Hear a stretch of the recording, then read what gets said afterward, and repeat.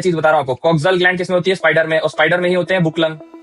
ठीक है, स्पाइडर में ही है बुक लंग, तो वहां पे लिख लो बुक लंग प्लस कॉक्सल, दोनों मिला के एक्सक्रीटरी के काम आते हैं। जैसे कि शादी में जाते हैं तो थाली ले लिया, मल्टीपल डिशेस को एक साथ भर लिया, जैसे जीवन में कभी खाया ही नहीं हो, बहुत लोगों को आपने देखा होगा। ठीक है, किडनी है, ये हमारी रही किडनी। ठीक है, ये वाले ओपनिंग एरिया को क्या बोला? हाइलम। ठीक है, अंदर पिरामिड्स हैं, पिरामिड्स हैं, उसे क्या बोला? Medullary pyramid. दो मेडुलरी पिरामिड के बीच के अंदर जो कॉर्टेक्स फंसा हुआ है उसको क्या बोला? Column of Bertini. ठीक है, पिरामिड की छोटी छोटी नलिया को क्या बोला? Minor calyx. जैसे आप उसके पीछे पीछे जाते हैं। ठीक है, हेलो मेरे फ्यूचर कलीग्स, क्या हाल चाल है सबके?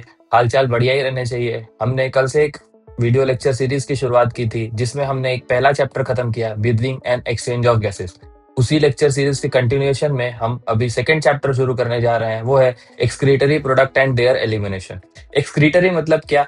ऐसा पार्ट जिसे बॉडी बाहर निकालना चाहती है, मतलब कि जो भी बॉडी के अंदर चीज गई है उसका सेल ने यूटिलाइजेशन कर लिया, यूटिलाइजेशन करने के बाद जो भी बाय प्रोडक्ट बना उसे बाहर निकालना है, उसी बाय प्रोडक्ट को बोलते हैं हम एक्सक्रीटा। कौन से बाय प्रोडक्ट होते हैं हमारे बॉडी के अंदर? नंबर 1 क्या? फीसेस। ठीक है, फूड के डाइजेशन के बाद बचता है ना, उसे हम एलिमेंट्री कैनाल में एनस के थ्रू पास आउट कर देते हैं। स्वेट है ना, स्वेट वो भी पास आउट करते हैं। सेकंड थिंग CO2, हमने कल ही देखा कि O2 का यूज करने के बाद सेल CO2 बनाती है, उसे हम बाहर निकाल देते हैं, वो भी एक एक्सक्रीटरी प्रोडक्ट हो गया। एक और एक्सक्रीटरी प्रोडक्ट होता है, दैट इज अमोनिया। आपको पता होगा कि प्रोटीन किस चीज से बना होता है? प्रोटीन बना होता है अमीनो एसिड से, और उसका जब प्रोसेस होता है, प्रोटीन का प्रोसेस होने के बाद एक सब्सटेंस बनता है, दैट इज अमोनिया। क्या चीज आपको ध्यान रखनी है? सेल के अंदर प्रोटीन गया, प्रोटीन का इस्तेमाल हुआ और एक बाय प्रोडक्ट बना, दैट इज अमोनिया। अमोनिया को ब्लड में डाल दिया गया, ब्लड से वो आया कहां पर? लीवर में। लीवर में उसका अमोनिया का बनाया गया, क्या बनाया गया?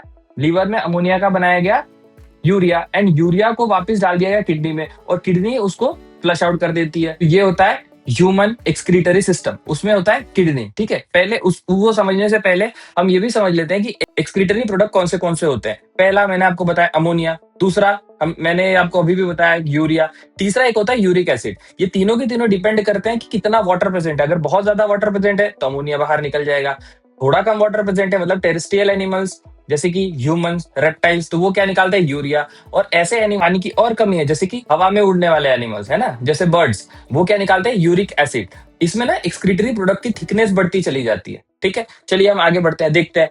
Ammonia, urea and uric acid, ये तीन बाय प्रोडक्ट्स है जो बाहर निकाले जाते हैं, मेन एक्सक्रीटरी प्रोडक्ट। कौन से? Ammonia, urea and uric acid. Ammonia most toxic है, यूरिक एसिड लीस्ट टॉक्सिक है, तो बीच वाला बचा यूरिया, है ना। तो क्या होगा? Ammonia, urea and uric acid. ठीक है, ये टॉक्सिसिटी के हिसाब से हमने बता दिया। Ammonia readily soluble, diffuse across the body surface or through a gills in fishes and ammonia ion। ठीक है, किडनी यहाँ रिक्वायर्ड नहीं होती है, अमोनिया को बाहर निकालने की किडनी की जरूरत नहीं है, पानी में घोलो बाहर निकाल दो। Terrestrial adaptation, terrestrial production of lesser toxic nitrogen wastage, urea and uric acid. Terrestrial में यूरिया और यूरिक एसिड। अब कैसा होगा, क्यों हो रहा है ये? क्योंकि हमारे पास इतना ज्यादा पानी नहीं, कंजर्वेशन ऑफ वाटर के लिए किया जा रहा है। ठीक है, यूरियोटेलिक और यूरिकोटेलिक, ये क्या लिखा हुआ है? यूरियोटेलिक, और एक होता है यूरिकोटेलिक। क्या हुआ? यूरियोटेलिक और यूरिकोटेलिक। यूरियोटेलिक मतलब ऐसे ऑर्गेनिज्म जो यूरिया बाहर निकाल रहे हैं, और यूरिकोटेलिक मतलब ऐसे ऑर्गेनिज्म जो यूरिक एसिड बाहर निकाल रहे हैं। चलिए आगे बढ़ते हैं, कैसे बनता है ये मैंने आपको बताया। मेटाबॉलिज्म प्रोटीन, उससे प्रोडक्शन ऑफ अमोनिया। यूरिया का प्रोडक्शन होता है लीवर में, very very important, very very important. आप लिख लीजिए 2026 का ये आने वाला क्वेश्चन है। क्या बोला मैंने? कि प्रोटीन का मेटाबॉलिज्म हुआ, उससे बना अमोनिया, अमोनिया को भेज दिया गया कहाँ पे? लीवर में। लीवर ने उसको चेंज किया, अमोनिया का चेंज हुआ यूरिया में, और यूरिया को भेज दिया ब्लड के थ्रू किडनी में, और किडनी उसको फिल्टर करके बाहर फेंक देगी। इतना समझ में आया आपको? चलिए आगे बढ़ते हैं।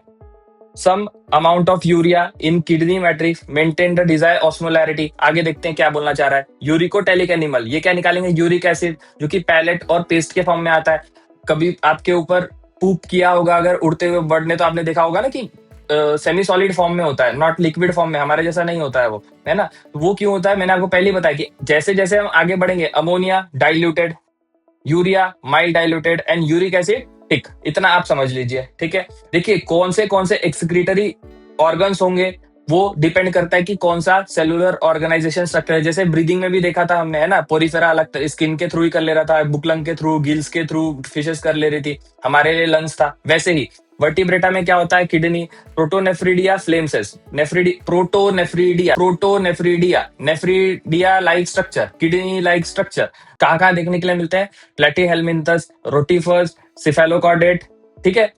प्रोटोनेफ्रिडिया, प्रोटोनेफ्रिडिया मतलब कि फ्लेम सेल्स। नेफ्रिडिया कहाँ देखने के लिए मिलती है? देखो पहले क्या होगा, एकदम इजी है, चिल्लर चीज है, क्या है? प्रोटोनेफ्रिडिया। क्या है? प्रोटोनेफ्रिडिया। प्रोटोनेफ्रिडिया के बाद क्या आएगा? नेफ्रिडिया। नेफ्रिडिया के बाद क्या आएगा? नेफ्रॉन।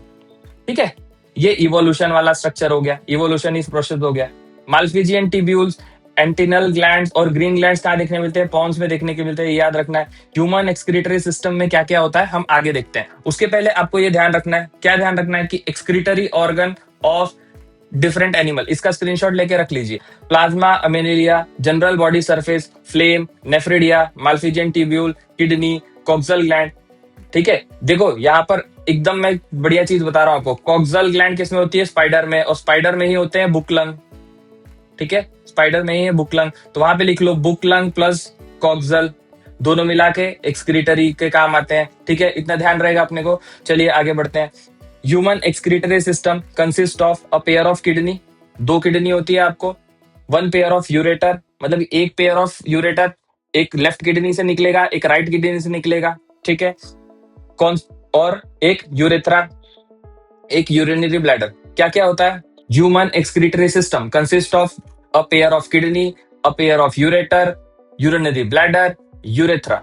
ठीक है, इतना समझ में आया आपको? दो किडनी होगी, दोनों किडनी से निकलने वाले दो यूरेटर होंगे, दोनों यूरेटर आके मिल रहे होंगे एक थैली में जिसे हमने बोला यूरिनरी ब्लैडर। वो यूरिनरी ब्लैडर यूरेथ्रा के थ्रू ओपन हो रहा होगा। ठीक है, depending upon male and female अलग अलग जगह ओपनिंग हो रही होगी। मेल होगा तो पेनिस में ओपन होगा, फीमेल होगी तो कहाँ ओपन होगा? यूरेथ्रल ओपनिंग में ओपन होगा, यूरेथ्रल मीएटस में ओपन होगा। ठीक है, समझ में आया आपको?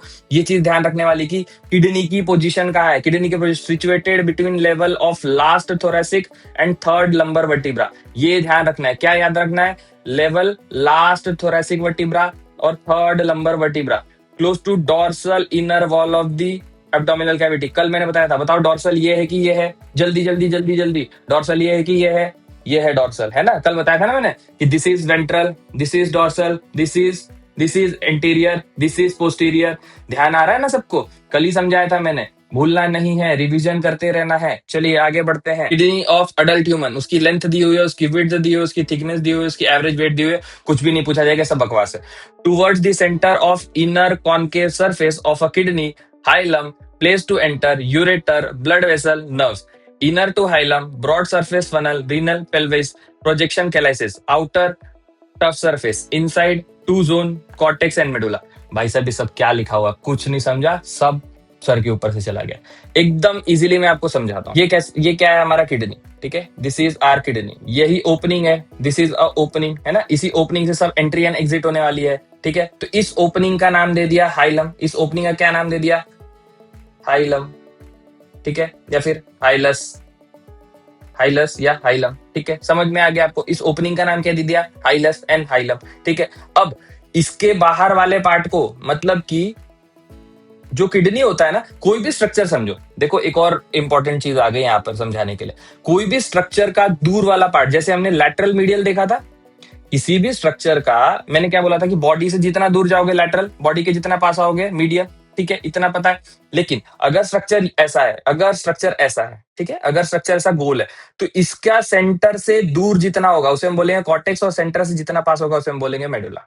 समझ में आ गया आपको? मेडुला एंड कॉर्टेक्स क्या होगा? ठीक है, मेडुला एंड कॉर्टेक्स क्या होगा, इतना समझ में आ गया आपको? चलिए देखते हैं क्या बोलना चाह रहा है ये, कि बाहर की कवर टफ्ट कैप्सूल से बनी होगी, बाहर की कवर टफ्ट कैप्सूल से बनी होगी, यहां से यूरेटर की एंट्री हो रही होगी, यहां से यूरेटर की एंट्री हो रही होगी, ये रहा आपका यूरेटर। ठीक है, बाहर वाले पार्ट को, इस वाले पार्ट को हमने बोल दिया कॉर्टेक्स, बाहर वाले पार्ट को हमने बोल दिया कॉर्टेक्स, बीच वाले पार्ट को हमने बोल दिया मेड्यूला, बीच वाले पार्ट को हमने क्या बोल दिया? मेड्यूला, बीच वाले पार्ट को हमने क्या बोल दिया? मेडुला। वैसे ही ब्रेन में होता है, ब्रेन का डिसेक्शन लोगे ना, बाहर वाले पार्ट को कॉर्टेक्स, बीच वाले पार्ट को मेडुला। ठीक है, जब ब्रेन पढ़ाऊंगा तो अच्छे से वहां पे भी समझाऊंगा। ये वर्ड याद रखना है कि पेरीफेरी वाला पार्ट क्या है? कॉर्टेक्स, बीच वाला पार्ट क्या है? मेडुला। ये प्लांट फिजियोलॉजी में भी medulla cortex, medulla cortex, medulla cortex, ये टर्म्स बार बार आते रहते हैं, तो हमको पता रखना है क्या, जो पेरीफेरी में दैट इज कॉर्टेक्स, बीच में जो है दैट इज मेडुला। ठीक है, अब मेडुला में क्या होता है ना, मेडुला में इस तरीके से पिरामिड लाइक स्ट्रक्चर होते हैं। किस तरीके से? पिरामिड लाइक स्ट्रक्चर होते हैं। किस तरीके से? इस तरीके से पिरामिड लाइक स्ट्रक्चर होते हैं। इस तरीके से पिरामिड लाइक स्ट्रक्चर होते हैं। ठीक है, ये पिरामिड लाइक स्ट्रक्चर ओपन होते हैं, ये पिरामिड लाइक स्ट्रक्चर ओपन होते हैं और मिलके बनाते हैं मेजर कैलिक्स। क्या बनाते हैं? Major calyx. क्या बनाते हैं? Major calyx. क्या बनाते हैं? Major calyx. ठीक है, और ये जो छोटी छोटी लाइनिंग दिख रही है उसे हम बोलेंगे माइनर कैलिक्स। ठीक है, मतलब कि पिरामिड्स की अपनी अपनी जो नलियां हैं उन्हें क्या बोला हमने? Minor calyx. बहुत सारी छोटी छोटी नलियां मिलके एक बड़े जगह में आई उसे हमने बोला मेजर कैलिक्स। और मेजर कैलिक्स कहां पर चला गया? यूरेटर में। ठीक है, यूरेटर में, और यहां से यूरिन बाहर निकल गया। इतना समझ में आएगा? ये पिरामिड्स देखो कॉर्टेक्स में भी है, मेडुला में भी है, लेकिन दो पिरामिड के बीच में कुछ कॉर्टेक्स का पार्ट है ना। दिस इज अ कॉर्टेक्स का पार्ट, ये रहा कॉर्टेक्स का पार्ट, ये रहा कॉर्टेक्स का पार्ट, ये रहा कॉर्टेक्स का पार्ट। इन्हें क्या बोलते हैं हम? Column of बर्टीनी। क्या बोलते हैं? Column of बर्टीनी। क्या बोलते हैं? Column of बर्टीनी। इतना समझ में आया? क्या क्या बोला मैंने? किडनी है, किडनी की ओपनिंग को क्या बोला? हाइलम। ठीक है, उसके अंदर गए तो पिरामिड लाइक स्ट्रक्चर है, पिरामिड की छोटी छोटी नलियां है, पिरामिड की छोटी छोटी नलियां को क्या बोला? Minor calyx. छोटी छोटी नलियां मिलके बड़े नलिया में गई उसे हमने क्या बोला? Major calyx. Major calyx ureter में ओपन हुआ और वो हाइलस के थ्रू बाहर निकल के यूरिनरी ब्लैडर में चला गया। ऐसा ही लेफ्ट किडनी राइट किडनी दोनों है। ठीक है, समझ में आ गया? इस किडनी के ऊपर एक टोपी होती है, इस किडनी के ऊपर एक टोपी होती है, उसे हम बोलते हैं एड्रिनल ग्लैंड। क्या बोलते हैं? Adrenal gland. ठीक है, समझ में आया आपको? चलिए आगे बढ़ते हैं। वही चीज देखो, ध्यान से देखो, मैंने क्या बताया कि ये जो एरिया है इसे हमने क्या बोला? एंट्री एग्जिट वाले एरिया को क्या बोला? हाइलम। क्या बोला? एंट्री एग्जिट वाले एरिया को हाइलम। क्या बोला? एंट्री एंड एग्जिट वाले एरिया को हाइलम। क्या क्या एंटर हो रहा है भाई साहब? रीनल आर्टरी एंट्री हो रही है, रीनल वेन एग्जिट हो रही है ना? और ये यूरेटर भी बाहर निकल रहा है। समझ में आ गया? और ये जो पार्ट है ना जहां से ही बाहर निकलने लगती है उसे बोलते हैं रीनल पेल्विस। क्या बोलते हैं? रीनल पेल्विस, है ना? समझ में आपको? मेडुलरी पिरामिड क्यों? क्योंकि मेडुलरी पिरामिड नाम क्यों? क्योंकि मेडुला में मिल रहा है इसलिए मेडुलरी पिरामिड। बाहर देखोगे तो क्या दिख रहा है? This is a cortex, this is the medulla, this is the cortex. दो मेडुला के बीच में कॉर्टेक्स जा रहा है, उसे बोला रीनल कॉलम और कॉलम ऑफ बर्टीनी। ठीक है, समझ में आया क्या? इतना समझ में आया? एक बार फास्ट रिवीजन करवा दूं, एक बार फास्ट रिवीजन करवा दूं। देखो किडनी है, ये हमारी रही किडनी। ठीक है, ये वाले ओपनिंग एरिया को क्या बोला? हाइलम। ठीक है, अंदर पिरामिड्स हैं, पिरामिड्स हैं, पिरामिड्स हैं, उसे क्या बोला? Medullary pyramid. दो मेडुलरी पिरामिड के बीच के अंदर जो कॉर्टेक्स फंसा हुआ है उसको क्या बोला? Column of बर्टीनी। ठीक है, पिरामिड की छोटी छोटी नलियों को क्या बोला? Minor calyx. वो आके एक बड़ी नली में ओपन हुई उसे हमने क्या बोला? Major calyx. मेजर कैलिक्स कहाँ ओपन हो रहा है? पेल्विस में। पेल्विस कहाँ ओपन हो रहा है? पेल्विस में, रीनल पेल्विस में। रीनल पेल्विस कहाँ ओपन हो रहा है? इन अ यूरेटर, और वो चला गया यूरिनरी ब्लैडर में। समझ में आया क्या? समझ में आया क्या? ठीक है, चलिए आगे बढ़ते हैं। क्या लिखा हुआ है? Renal medulla divided into conical masses, उसे हम बोलते हैं क्या बोलते हैं? मेडुलरी पिरामिड, जो कि प्रोजेक्ट इनटू कैलाइसिस। ठीक है, मैंने बताया ना प्रोजेक्टिंग इनटू कैलाइसिस, ये इंग्लिश में कुछ भी लिख देता है एनसीईआरटी। बस इतना ही समझो आप कि क्या बड़ी नलिया, छोटी नलिया, जो हमने पढ़ा। Renal cortex extend between two medullary pyramid, उसको हमने बोला कॉलम ऑफ बर्टीनी और रीनल कॉलम। क्या बोला? Renal column of बर्टीनी। ठीक है, वन किडनी, एक kidney, one kidney consist of million of tubular structure, उसे हम बोलते हैं nephron. And nephron is the functional and structural unit of excretory system. Human excretory system का स्ट्रक्चरल एंड फंक्शनल यूनिट क्या है? नेफ्रॉन। ठीक है, structural and functional unit of nervous system क्या होगा? न्यूरॉन।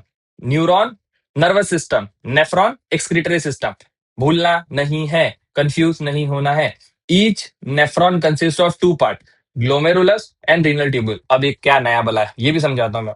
ग्लोमेरुलस क्या है? टफ्ट ऑफ कैपिलरी है, formed by afferent arteriole and fine branch of renal artery। ठीक है, blood from glomerulus carried away an efferent arteriole।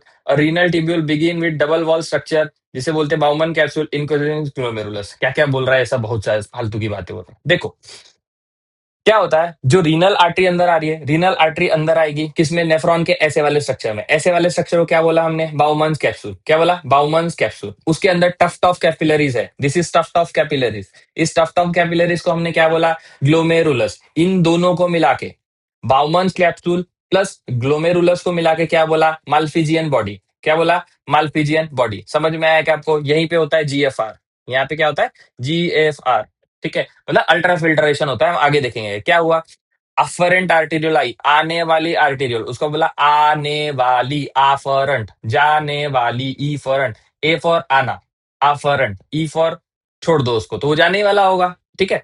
एक आने वाला याद रख लो, तो जाने वाला याद रहेगा, अफरेंट आर्टेरियल आने वाली, इफरेंट आर्टेरियल जाने वाली। अब आप ध्यान से देख रहे होगे कि अफरेंट आर्टेरियल जो है वो थोड़ी मोटी है as compare to efferent arteriole, efferent arteriole पतली है। अब देखो क्यों ऐसा हो रहा है, क्यों ऐसा हो रहा होगा सोचो, क्योंकि प्रेशर बढ़ाना है। अगर प्रेशर बढ़ाना है, अगर हमने साइज कम करते गए, मैं बताया था ना कल भी कि वॉल्यूम कम किया तो प्रेशर बढ़ेगा, बॉयज लॉ, वॉल्यूम कम किया तो प्रेशर बढ़ेगा। इसीलिए धीरे धीरे धीरे धीरे धीरे एरिया छोटा करते जा रहे हैं, छोटा करते जा रहे हैं, छोटा करते जा रहे हैं, तो वॉल्यूम कम होगा, प्रेशर बढ़ेगा, उसकी वजह से धक्का दे दे के सब्सटेंसेस को बाहर निकाला जाएगा। यहाँ पे अल्ट्रा फिल्ट्रेशन की प्रोसेस होती है, ठीक है। स्ट्रक्चर ऑफ नेफ्रॉन क्या बताया मैंने, glomerulus, tuft of capillary, tuft of capillary, उसे हमने क्या बोला, ग्लोमेरुलस, और बाउमन्स कैप्सूल, दोनों को मिला के क्या बोला, रीनल कार्पसल और माल्फिजियन बॉडी, ठीक है। ध्यान रखोगे ना इतना, चलो। बाउमन्स कैप्सूल, बाउमन्स कैप्सूल ये वाला, ठीक है, बाउमन्स कैप्सूल ये हो गया। इसके बाद आएगी पीसीटी, उसके बाद आएगी लूप ऑफ एनले, उसके बाद आएगी डीसीटी, उसके बाद आएगी कलेक्टिंग डक्ट। समझा आपको, ये एक नेफ्रॉन का स्ट्रक्चर है। नेफ्रॉन का स्ट्रक्चर कैसा है, Bowman's capsule, PCT, loop of Henle and loop of Henle, DCT and collecting duct. इतना समझ में आया आपको, आगे समझाता हूं मैं आपको और अच्छे से। देखो ध्यान से देखो, इस फोटो को देखो, क्या बोल रहा है ये हो गया, व्हाट इज दिस, जल्दी बोलो, बाउमन्स कैप्सूल। ये क्या हो गया, पीसीटी, प्रोक्सिमल कॉन्वोलेटेड ट्यूब्यूल, क्या है, proximal convoluted, P for pass, P for pass, P for pass, पास में रहने वाला, प्रोक्सिमल कॉन्वोलेटेड ट्यूब्यूल, ठीक है। This is loop of Henle and DCT, ये दूर है इसीलिए डीसीटी, डिस्टल कॉन्वोलेटेड ट्यूब्यूल, और ये क्या है, कलेक्टिंग डक्ट, ठीक है। समझ में आया ना, देखो मैं आपको एक बार एक रफ डायग्राम बताता हूँ। This is a Bowman capsule, ठीक है। ये क्या हो गया, ये क्या हो गया, this is PCT, this is loop of Henley, this is DCT, और ये जाके ओपन हो रही है एक कलेक्टिंग डक्ट में, ठीक है। कलेक्टिंग डक्ट, एक कलेक्टिंग डक्ट के अंदर बहुत सारे नेफ्रॉन की ओपनिंग हो रही होगी, ठीक है। क्या बोला मैंने, this is Bowman capsule, this is PCT, this is loop of Henley, ये क्या है, लूप ऑफ हेनले, ये क्या है, डीसीटी, ये क्या है, सीटी। समझ में आया आपको। अब लूप ऑफ हेनले को आप देखोगे, पहले ये नीचे जा रही है, फिर ये ऊपर आ रही है। नीचे जा रही तो हम क्या बोल देंगे इसको, descending limb, descending limb of loop of Henley, और इसे हम क्या बोल देंगे, ascending Liam of loop of Henley. समझ में आ गया क्या, नीचे जाने वाली डिसेंडिंग, ऊपर जाने वाली असेंडिंग। इसके एग्जैक्ट उल्टा, इसके एग्जैक्ट उल्टा एक स्ट्रक्चर चल रहा होता है जिसे हम बोलेंगे वासा रेक्टर। देखो यहाँ हमने बोला ना, दिस इज बाउमन कैप्सूल, इसके अंदर टफ्ट ऑफ कैपिलरी होगी, tuft of capillary, tuft of capillary, tuft of capillary यहाँ से बाहर निकलती है, इफरेंट आर्टेरियल बाहर निकली, वही इफरेंट आर्टेरियल ना इसको ऐसे मस्त इसके आजू बाजू डोलती रहती है, ठीक है। ऐसे इसके आजू बाजू ऐसे ऐसे ऐसे ऐसे ऐसे, तो इसे हम क्या बोलते हैं, वासा रेक्टा। क्या बोलेंगे, वासा रेक्टा। ये इसके एग्जैक्ट उल्टा चलती है, लूप ऑफ हेनले के उल्टा चलती है, मतलब कि ये वासा रेक्टा का डिसेंडिंग, ये वासा रेक्टा का असेंडिंग, ठीक है। समझ में आया आपको, ये वासा देखो, ये लूप ऑफ हेनले ऐसे चल रही है, लूप ऑफ हेनले ऐसे चल रही है, और वासा रेक्टा उसके बाजू बाजू में ऐसे चल रही है। तो ये इस लूप ऑफ हेनले का डिसेंडिंग, ये लूप ऑफ हेनले का असेंडिंग, ये वासा रेक्टा का डिसेंडिंग, ये वासा रेक्टा का असेंडिंग, और ये दोनों आपस में काउंटर करंट मैकेनिज्म करती है। What is counter current mechanism, मैं आगे आपको समझाता हूं। चलिए आगे बढ़ते हैं। The Malpighian corpuscle, PCT, DCT situated in cortical region of kidney, वो कहाँ रहते हैं, कॉर्टेक्स में। मेडुला में क्या रहेगा, loop of Henle, loop of Henley कहाँ रहेगा, मेडुला में। The loop of Henley situated in medulla, cortical nephron and medullary nephron. देखो सीधा सीधा बात है ना, ऐसा नेफ्रॉन जिसका मैक्सिमम पार्ट कॉर्टेक्स में रहेगा उसे हम बोल देंगे कॉर्टिकल नेफ्रॉन, ऐसा नेफ्रॉन जिसका मैक्सिमम पार्ट मेडुला में रहेगा उसे हम बोल देंगे मेडुलरी नेफ्रॉन। और कॉर्टेक्स नेफ्रॉन ज्यादा होते हैं as compare to medullary nephron. आपको याद रखना है, क्या ध्यान रखना है, कि कॉर्टेक्स नेफ्रॉन मेडुलरी नेफ्रॉन के कंपैरिजन में ज्यादा रहते हैं, ठीक है ना। जक्स्टा मेडुलरी नेफ्रॉन, ऐसे नेफ्रॉन जिनका लूप ऑफ हेनले मेडुला में डीप तक गया होता है उसे हमने क्या बोल दिया, जक्स्टा मेडुलरी नेफ्रॉन, और ये कॉर्टेक्स के कंपैरिजन में कम होता है, ये कॉर्टेक्स कंपैरिजन में कम होता है, ठीक है। आगे, peritibular capillaries, a fine capillaries of network around the renal tubule arises to afferent arteriole of glomerulus, a minute vessel. This network parallel to the loop of Henle and form U-shaped vasa recta। समझ में आ गया ना, कि afferent arteriole आई, tuft of capillary बनाई, efferent arteriole बाहर निकली, वो इफरेंट आर्टेरियल पीसीटी डीसीटी के साथ घूमते हुए, पीसीटी लूप ऑफ एनलेट डीसीटी के साथ घूमते हुए कलेक्टिंग डक्ट के आसपास घूम रही थी। जो लूप ऑफ एनलेट के साथ ही साथ घूम रहे यू शेप, उसे हमने बोल दिया वासा रेक्टा। और vasa recta and loop of Henle opposite direction में चल रहे होते हैं, ठीक है। यूरिन का formation, how urine get form, urine formation के 3 स्टेप है। कौन से? पहले हम करेंगे फिल्ट्रेशन, उसके बाद करेंगे हम रीएब्जॉर्प्शन, फिर उसके बाद हम करेंगे सिक्रीशन। समझ में आया क्या? पहले क्या करेंगे, पूरा फिल्टर करके बाहर भेज दो। बाहर भेज दिया, अब ध्यान आएगा ओ भाई साहब कुछ ज्यादा ही भेज दिया, कुछ ज्यादा ही भेज दिया, तो रीअब्जॉर्प्शन कर लेंगे। अब रीअब्जॉर्प्शन करने के बाद सिलेक्टिवली सिक्रीशन करेंगे कि भाई साहब ये नहीं चाहिए, आज हमें ये नहीं खाना है, आज हमें वो नहीं खाना है। समझ में आएगा? जैसे कि शादी में जाते हैं तो थाली ले लिया, मल्टीपल डिशेस को एक साथ भर लिया, जैसे जीवन में कभी खाया ही नहीं हो, बहुत लोगों को आपने देखा होगा, ठीक है। तो उन्होंने पूरा भर लिया प्लेट। प्लेट भरने के बाद उनको जो जो चीज अच्छी नहीं लगती गई वो लोग निकालते गए, ठीक है। फिर खा लिया, जो चीज और अच्छी लग रही है उसे रिपीट कर लिया, ठीक है। तो वैसे ही पहले पूरा फिल्टरेशन कर लिया, फिर रीएब्जॉर्प्शन कर लिया, जिनकी जरूरत नहीं है उसको आपने फेंक दिया, मतलब पूरा रीएब्जॉर्प्शन कर लिया। और सिक्रीशन मतलब कि जो चाहिए वो ले लिया। समझ में आ गया क्या? पहले फिल्ट्रेशन कर लिया, फिर रीएब्जॉर्प्शन कर लिया एंड सिक्रीशन कर लिया, ठीक है। आगे बढ़ते हैं। हाउ यूरिन गेट फॉर्म, मैंने बताया ना, फर्स्ट स्टेप क्या है, अल्ट्रा फिल्ट्रेशन। अल्ट्रा फिल्ट्रेशन कहां पर हो रहा होगा? ग्लोमेरुलस में हो रहा होगा। ग्लोमेरुलस एंड बाउमन्स कैप्सूल में हो रहा होगा अल्ट्रा फिल्ट्रेशन, ठीक है। The first step of urine formation, filtration of blood. Blood ही तो लेके आ रहा है ना, carried out by glomerulus. Glomerulus के अंदर होगा tuft of capillary. Glomerulus filtration approx 1100 से 1200 फिल्ट्रेशन किडनी पर मिनट करती है, मतलब 1/5 ऑफ ब्लड एक मिनट में पूरा ब्लड हार्ट से निकल जाता है, डेट इज 5 लीटर। तो 1 लीटर ब्लड किडनी फिल्टर कर रही होती है 1 मिनट में। समझ गया आपको? चलो, the glomerulus capillary blood pressure and cause filtration of through 3 layers. ये भी ध्यान रखना है अपने को। देखो कल मैंने आपको बताया था ना कि स्ट्रक्चरल ऑर्गेनाइजेशन ऑफ एनिमल वाले जितने भी पॉइंट्स है वो इधर उधर स्कैटर्ड पड़े हुए हैं, है ना। कल भी मैंने आपको पढ़ाया था कि एल्व्यूलाई बेसमेंट मेम्ब्रेन वाला स्ट्रक्चर याद है ना, वैसे ही यहाँ पे endothelium of glomerular vessel, epithelium of Bowman capsule, basement membrane, वैसे ही था वो बेसमेंट मेम्ब्रेन वहां पे भी। ये तीनों लेयर मिलके क्या बनाते हैं? ये तीनों लेयर मिलके क्या बनाते हैं? Glomerular glomerular layer. क्या बनाते हैं? Glomerular layer. और इस ग्लोमेरुलर लेयर से ही फिल्ट्रेशन होता है, ठीक है। क्या? एंडोथीलियम, क्या याद रखेंगे? एंडो एपी बेसमेंट मेम्ब्रेन, ठीक है। एंडो एपी बेसमेंट मेम्ब्रेन, ठीक है। लेकिन यहाँ पर देखो कितने एनसीईआरटी कितने ध्यान से लिखता है। अगर तुमको अगर सीधा सीधा पूछ दिया ना इसने कि बताओ असेंडिंग ऑर्डर डिसेंडिंग ऑर्डर में अंदर से बाहर की तरफ या बाहर के अंदर की तरफ, पगला जाओगे। बीच में क्या लिखा है? बिटवीन दीज टू लेयर, मतलब पहले क्या होगी? एंडोथीलियम, बीच में क्या होगी? बेसमेंट मेम्ब्रेन, और फिर क्या होगी? एपिथीलियम। देखो ऐसे लिखा हुआ है, घुमा के लिखता है एनसीईआरटी। समझ में आया? हमको पता रहेगा, आपने भी पढ़ा है, क्या पढ़ा? एंडोथेलियम एपिथेलियम बेसमेंट मेम्ब्रेन, ये लाइन मारोगे, टिक मारोगे, 5 -5 खा के आ जाओगे, ठीक है। तो ध्यान रखना है, क्या ध्यान रखना है? पहले एंडो, फिर बेसमेंट मेम्ब्रेन, और फिर एपिथेलियम, ठीक है। इतना याद रहेगा, ठीक है। वहां नोट करके रख लीजिए। Podocyte, a epithelial cell of Bowman capsule arranged in an intricated manner and leaves some minute spaces। वहीं स्लिट एंड पोर से क्या होता है?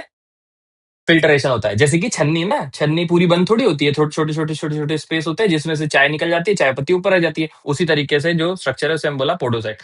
Blood is filter so finally through this membrane that almost all constitute of plasma except protein pass not into the glomerulus capsule. ध्यान रखो, देखो यहाँ पर क्या बोल रहा है? Accept protein. एक्सेप्ट प्रोटीन, जितना चीजें सब चला गया। अगर प्रोटीन भी चला गया तो क्या बोलेंगे हम उसे? Protein urea. क्या बोलेंगे?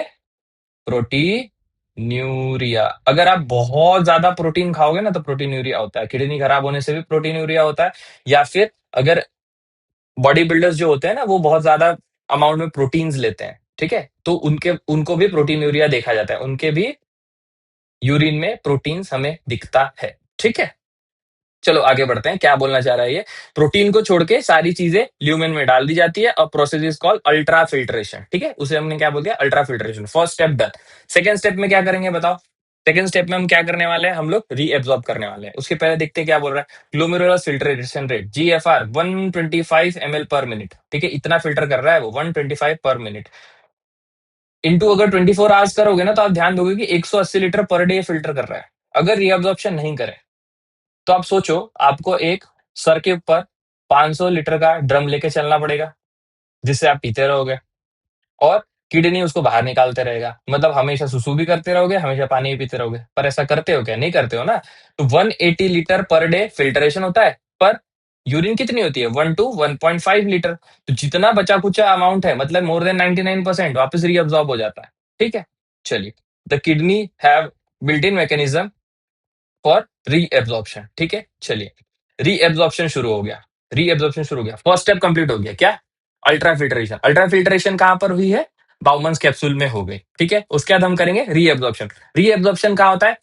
पीसीटी में, मेजरली पीसीटी में हो जाता है। ठीक है, उसके बाद लूपा फैले में एंड डीसीटी में। ठीक है, आगे बढ़ते हैं। कुछ कुछ चीजों को हमको एक्टिवली निकालना पड़ेगा, मतलब कि एनर्जी यूज इस्तेमाल करके निकालेंगे, और कुछ कुछ पैसिवली हो जाएगा। ठीक है, एक्टिवली हम क्या निकालेंगे बताओ? एक्टिवली किस चीज को रीअब्सॉर्ब कर रहे होंगे? ग्लूकोज, अमीनो एसिड, अमोनिया, इन सब चीजों को एक्टिवली लेते हैं, और passively nitrogen waste. Sir, question is कि नाइट्रोजन वेस्ट को निकालने के लिए ही तो पूरा प्रोसेस हो रहा है, तो नाइट्रोजन वेस्ट को वापस क्यों ले रहे हैं? सोचो, थिंक।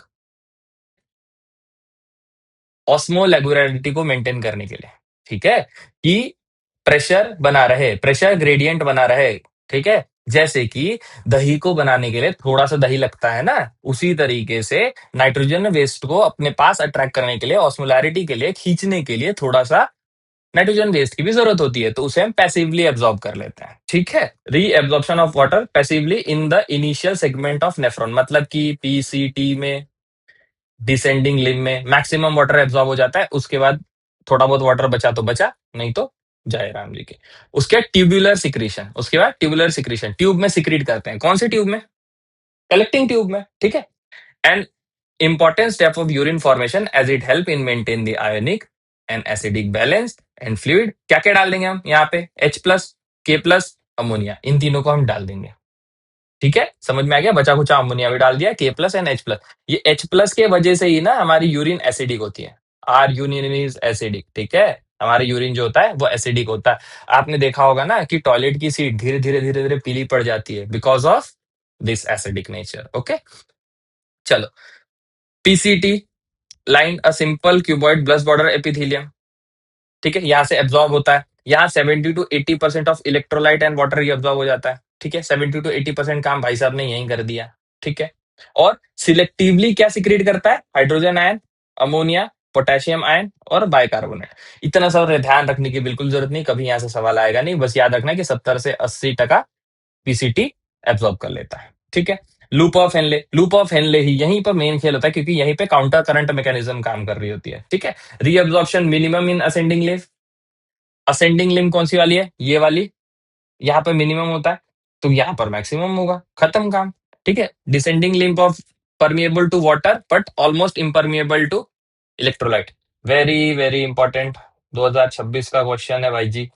देखो क्या है, लूप ऑफ हेनले है ना, descending loop of Henle and ascending loop of Henley. Descending water को परमिएबल है, बस इतना याद रखो। क्या याद रखोगे? डिसेंडिंग वाटर को परमिएबल है। आप लिख के भी रख लीजिए, वाटर को परमिएबल है, डिसेंडिंग वाटर को परमिएबल है। क्या? डिसेंडिंग वाटर को परमिएबल है, तो असेंडिंग वाटर को परमिएबल नहीं रहेगा, और डिसेंडिंग इलेक्ट्रोलाइट को इम्परमिएबल रहेगा। ठीक है, बस एक ही लाइन याद रखनी है कि डिसेंडिंग वाटर को परमिएबल है। आगे बढ़ते हैं। डीसीटी कंडीशनल रीअब्जॉर्प्शन होता है। यहाँ पर वाटर का जो बचा कुचा वाटर रह गया उसका रीअब्जॉर्प्शन कर लेंगे अगर जरूरत रहेगी तो, और नहीं तो बाहर जाने देंगे। और बाइकार्बोनेट आयन का भी रीअब्जॉर्प्शन कर लेते हैं। Collecting duct, a long duct extended from cortex to kidney of ईरन पार्ट ऑफ मेडुला। कॉर्टेक्स से मेडुला तक आती है। Large amount of water produce concentrate urine. ठीक है, allow passage small amount of urea into medullary interstitium. किस लिए? Osmolarity के लिए, बनाने के लिए, ऑस्मोलैरिटी को मेंटेन करने के लिए। कीप अप द ऑस्मोलैरिटी बराबर, play a role in maintain pH and ionic balance by blood, selectively secretion H+ and K+ है। देखते रहती कि एसिडिक एनवायरमेंट होगा तो H+ डाल दो, नॉन एसिडिक है तो छोड़ दो भाई साहब, कोई दिक्कत नहीं है ना। Mammals have ability to produce concentrate urine. The loop of Henle and vasa recta play significant role in this. कैसे? A counter current mechanism. ठीक है, किस तरीके से? Counter current mechanism. ठीक है, क्या दिख रहा है आपको इस इमेज में? जो इतने देर से एनसीईआरटी चिचिया रहा है ना, वही यहाँ पर लिखा हुआ है। क्या? देखो ये जो लाइन है ना, इसके ऊपर वाला पार्ट है कॉर्टेक्स, इसके नीचे वाला पार्ट है मेडुला। है ना, हमने पढ़ा कि मेडुला में लूप ऑफ एनले जाता है और ऊपर का पार्ट कॉर्टेक्स में रहता है ना। ये क्या हो गया? बाउमन्स कैप्सूल। एक बार फटाफट रिवाइज करते हैं। बाउमन कैप्सूल, ये हो गया टफ्ट ऑफ कैपिलरी मतलब ग्लोमेरुलस। ठीक है, ये है पीसीटी, ये है लूप ऑफ एनले, ये है डीसीटी, ये है कलेक्टिंग डक्ट। ठीक है, इतना तक तो समझ गया। ये ऊपर वाला पार्ट कॉर्टेक्स में, नीचे वाला पार्ट मेडुला में है ना। समझ में आ गया इतना? चलो, क्या हुआ? पीसीटी ने मैक्सिमम चीजों को रीएब्सॉर्ब कर लिया, पढ़ा था हमने। बस आपको ये ध्यान रखना है यहाँ पर सब कुछ रीअब्सॉर्ब हो गया। आपको क्या ध्यान रखना है कि सब कुछ रीअब्सॉर्ब कर लिया हमने। ठीक है, उसके बाद डिसेंडिंग लूप ऑफ एनले, क्या बोला था मैंने? डिसेंडिंग लूप ऑफ एनले किसके लिए परमिएबल है? वाटर के लिए। तो इलेक्ट्रोलाइट के लिए इम्परमिएबल है। इसका एग्जैक्ट उल्टा ascending limp of ascending limp of loop of Henley. ठीक है, इसका एग्जैक्टली उल्टा ascending limp of loop of Henley. ठीक है, चलो उसके बाद आते हैं हम डीसीटी में। डीसीटी में बचा कुचा पानी वानी एब्जॉर्ब कर लिया जाएगा और आयंस को सिक्रेट कर दिया जाएगा। समझ गया? आगे बढ़ते हैं कि what is counter current mechanism. भाई साहब, यही मेन चीज है। इसी के वजह से, काउंटर करंट मैकेनिज्म के वजह से ही रीअब्जॉर्प्शन प्रॉपर हो पाती है और यूरिन का कॉन्सेंट्रेशन प्रॉपर रह पाता है। अगर ये प्रॉपरली नहीं हुआ तो एक प्रॉब्लम होती है, उसे बोलते हैं हम डायबिटीज इंसिपिडस। क्या बोलते हैं? डायबिटीज इंसिपिडस, मतलब कि बार बार यूरिन जाने का प्रॉब्लम होता है। डायबिटीज का सबसे पहला सिम्टम है ये, कि अगर आप डॉक्टर के पास गए ना कि भाई साहब बहुत ज्यादा बार सुसु लग रही है, तो वो यही पूछते हैं कि रात में कितने बार जाते हो। तो अगर आपने बोला ना कि 4-5 बार जाना पड़ता है रात में, तो इट मीन्स कि यूरिन ज्यादा बॉडी बना रही है, आपको बार बार उठ के जाना पड़ रहा है। ठीक है, तो फिर शुगर की टेस्ट करवाई जाती है। शुगर की टेस्ट करवाई जाती है ना। शुगर की टेस्ट करवाई जाती है और शुगर की टेस्ट करवाने के बाद अगर शुगर नॉर्मल निकलता है तो किडनी में प्रॉब्लम होगी। ठीक है, आगे बढ़ते हैं। काउंटर करंट मैकेनिज्म क्या है? The flow of filtrate into to limb loop of Henle in opposite direction. The flow of blood through rim of vasa recta is a counter current pattern. The proximity between the loop of Henle and vasa recta as well as counter current themselves in maintaining initial osmolarity towards the inner medullary interstitium from this to this cortex to medulla. देखो, cortex में क्या होगा? कम osmolarity होगी, नीचे ज्यादा osmolarity होगी। ठीक है, क्योंकि धीरे धीरे जैसे जैसे नीचे आ रहे हैं वैसे वैसे वाटर का एब्जॉर्प्शन होता जा रहा है। मतलब कि यूरिन कॉन्सेंट्रेट कॉन्सेंट्रेट कॉन्सेंट्रेट हो जा रही है, ऑस्मोलैरिटी बढ़ती जाएगी बढ़ती जाएगी बढ़ती जाएगी। तो लूप ऑफ एनले में इस तरीके से, लूप ऑफ एनले में लूप ऑफ एनले में इस तरीके से यूरिन जा रही है, वासा रेक्टा में इस तरीके से ब्लड जा रहा है। ठीक है, ये आपस में भी काउंटर करंट है, एक दूसरे के उल्टे चल रहे हैं और खुद में भी काउंटर करंट है। ठीक है, तो इसे हम कहते हैं काउंटर करंट मैकेनिज्म। काउंटर मतलब एक दूसरे के विपरीत। ठीक है, काउंटर करंट मैकेनिज्म। ठीक है, आगे बढ़ते हैं। Human kidney can produce urine nearly 4 times concentrated than initial filtrate form. ठीक है, 4 टाइम बना देती है। यही है counter current mechanism.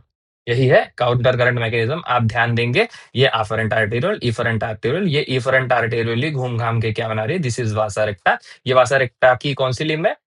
Descending limb. ये है असेंडिंग लिम्ब। ये क्या है? पीसीटी। ये है लूप ऑफ एनले। ये लूप ऑफ एनले का असेंडिंग लिम्ब, सॉरी, ये लूप ऑफ एनले का डिसेंडिंग लिम्ब। ये लूप ऑफ एनले का असेंडिंग लिम्ब। और ये देखो, ये इसका इसमें फ्लो कैसा है? दिस टू दिस, है ना, फ्रॉम राइट टू लेफ्ट है और यहाँ पे लेफ्ट टू राइट है। ठीक है, आपस में काउंटर करंटली चलते हैं। ठीक है, जो यहाँ पर वाटर इसने बाहर निकाला ना, वो यहाँ पर एब्जॉर्ब हो जाएगा। ठीक है, समझ गया आपको? चलिए, रास सिस्टम, ये भी बहुत इंपॉर्टेंट है। What is RAS? Renin, angiotensin, aldosterone system. क्या है? रास का फुल फॉर्म क्या है? Renin, angiotensin, aldosterone system. ठीक है, देखो RENIN और RENNIN, ये दो रेनिन है। ये वाला रेनिन जो है ना, वो किडनी में मिलता है। ये वाला जो रेनिन है वो बच्चों में मिलता है, मतलब बेबीज में। किस लिए? किस लिए होता है ये वाला रेनिन? RENNI वाला रेनिन किस लिए होता है बेबीज में? क्योंकि उनको मिल्क को पचाना है। मिल्क को डाइजेस्ट करने के लिए इस हार्मोन और इस एंजाइम की जरूरत पड़ती है, ठीक है।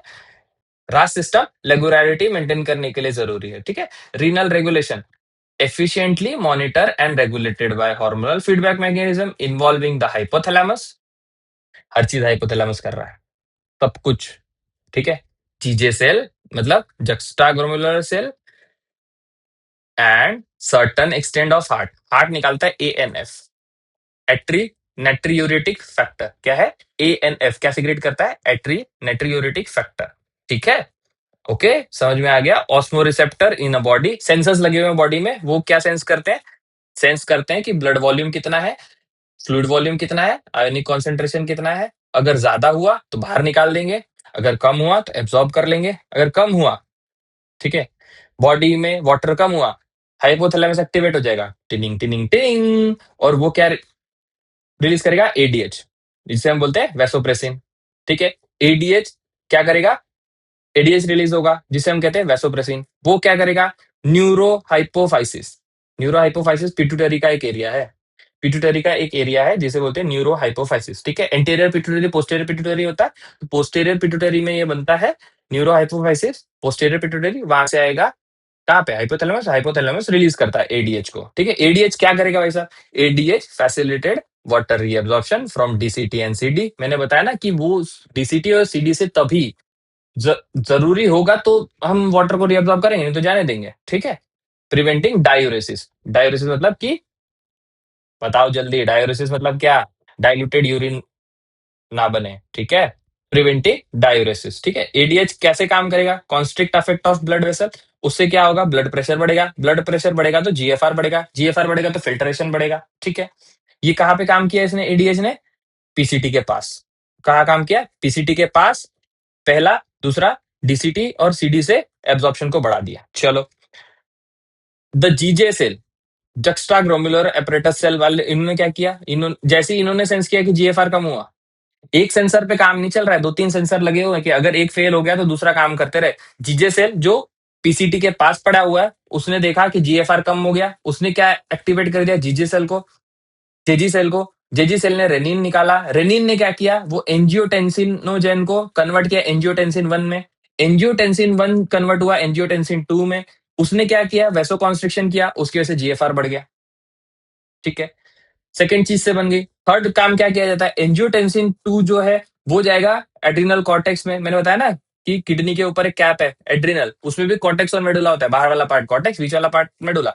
कॉर्टेक्स में जाता है, वो एल्डोस्टेरॉन को रिलीज करवाएगा, इसे हम बोलते हैं मिनरलो कॉर्टिकॉइड। क्या बोलते हैं एल्डोस्टेरॉन को? मिनरलो कॉर्टिकॉइड। और ये aldosterone reabsorption of sodium and water करेगा, सोडियम को ये रिजॉर्ब करेगा, सोडियम के साथ साथ वाटर भी आ जाएगा, ठीक है। सोडियम के पीछे पीछे वाटर आता रहता है, जैसे कि आप किसी के पीछे पीछे पड़े होंगे, उसी तरीके से सोडियम के पीछे पीछे वाटर आता रहता है, ठीक है। समझ में आ गया आपको? रेनिन, एंजियोटेंसिन, एल्डोस्टेरॉन सिस्टम समझ में आया क्या? देखो ये तीन तीन फेजेस में चल रहा है, रेनिन, एंजियोटेंसिन, एल्डोस्टेरॉन सिस्टम, तीन सेंसर पे चलता है, ठीक। रास तीन स्टेप पे काम करता है। पहला स्टेप क्या हो गया? एडीएच, ठीक है। जीएफआर गिरा, जीएफआर गिरते ही सेंस हुआ, एडीएच रिलीज हुआ, कहां से? हाइपोथैलेमस से, पोस्टीरियर पिट्यूटरी से रिलीज हुआ, हाइपोथैलेमस, हाइपोथैलेमस से रिलीज किया। एडीएच किसके ऊपर काम किया? पीसीटी, डीसीटी, एनसीडी के ऊपर काम किया और जीएफआर बढ़ा दिया, जीएफआर बढ़ा दिया, जीएफआर को बढ़ा दिया, जीएफआर को इंक्रीज कर दिया, जीएफआर को इंक्रीज कर दिया। दूसरा काम क्या हुआ? जैसे ही जीएफआर गिरता है, जैसे ही जीएफआर गिरता है, जीजी सेल एक्टिवेट होते हैं। इन्होंने क्या रिलीज किया? रेनिन, RENIN वाले रेनिन ने। इसने क्या किया? एंजियोटेंसिनोजेन, एंजियोटेंसिनोजेन को कहा कन्वर्ट किया? एंजियोटेंसिन 1 में। एंजियोटेंसिन 1 कन्वर्ट हुआ एंजियोटेंसिन 2 में। ये एंजियोटेंसिन 2 क्या करता है? एंजियोटेंसिन 2 क्या करता है? कॉन्ट्रैक्शन करवाएगा, कॉन्ट्रैक्शन करवा के जीएफआर को बढ़वा देगा, ठीक है। यही एंजियोटेंसिन 2 जाएगा सीधा कहाँ पे? एड्रिनल के कॉर्टेक्स में, एड्रिनल के कॉर्टेक्स में। और वो एल्डोस्टेरॉन को रिलीज करने बोलेगा, जो कि है मिनरलो कॉर्टिकॉइड। क्या है? मिनरलो कॉर्टिकॉइड। और वो क्या करेगा? एनए का रीअब्जॉर्प्शन कर लेगा। इसने एनए को रीअब्जॉर्ब किया, इसने एनए को रीअब्जॉर्ब किया, वाटर उसके पिछलग्गू पीछे पीछे आ जाएगा, ठीक है, जैसे आप उसके पीछे पीछे जाते हैं, ठीक है। ये है रेनिन, एंजियोटेंसिन, एल्डोस्टेरॉन सिस्टम, ठीक है। इतना इजीली आपको किसी ने नहीं समझाया होगा आज तक। देखो इसमें क्या रटने वाला है, पूरा प्रोसेस है ना, अच्छे से समझा दिया मैंने। ठीक है, आगे बढ़े। चलिए, excretory organ other than kidney, मैंने आपको बताया था कि किडनी, लंग, स्किन, लीवर, ये सब बाहर, लंग क्या CO2 बाहर निकालता है, liver bilirubin, biliverdin, cholesterol, degraded steroid, vitamin, drugs, ये सब यहाँ से बाहर निकल रहे हैं। स्वेट के थ्रू, सीबीएसईएस ग्लैंड के थ्रू कुछ अमाउंट में NaCl निकल रहा है। ठीक है। डिसऑर्डर, कौन से डिसऑर्डर होते हैं? यूरेमिया, क्या है? Uremia, accumulation of urine in blood, उसे क्या बोलेंगे हम? यूरेमिया। प्रोटीन चला गया तो प्रोटीन यूरिया। ठीक है। किडनी फेलियर, शट ऑफ हो जाती है, किडनी शट ऑफ हो जाती है। ठीक है। यूरिया रिमूव, हीमोडायलिसिस, हीमोडायलिसिस करते हैं। अगर किडनी शट ऑफ हो गई तो हमें हीमोडायलिसिस करना पड़ेगा। हीमोडायलिसिस मतलब कि हम डायलिसिस डायलिसिस यूनिट लगाएंगे, उसमें एंटीकोएगुलेंट हेपेरिन डालेंगे, और वहां पर जिस तरीके से मेडुला में लूप ऑफ हेनले घूमता है, उसी तरीके से सेलोफैन की ट्यूब होगी, उसे डाल देंगे और वहां पे डायलिसिस हो जाएगा। ठीक है। अगर कुछ काम नहीं करता है तो हमें क्या करना पड़ेगा? किडनी ट्रांसप्लांट करना पड़ेगा। किडनी खराब हो गई तो, किडनी फेलियर हो गई तो रीनल कैलिकुलाई मतलब क्या? रीनल कैलिकुलाई मतलब क्या? Kidney stone, kidney stone, kidney के अंदर पत्थर हो गया।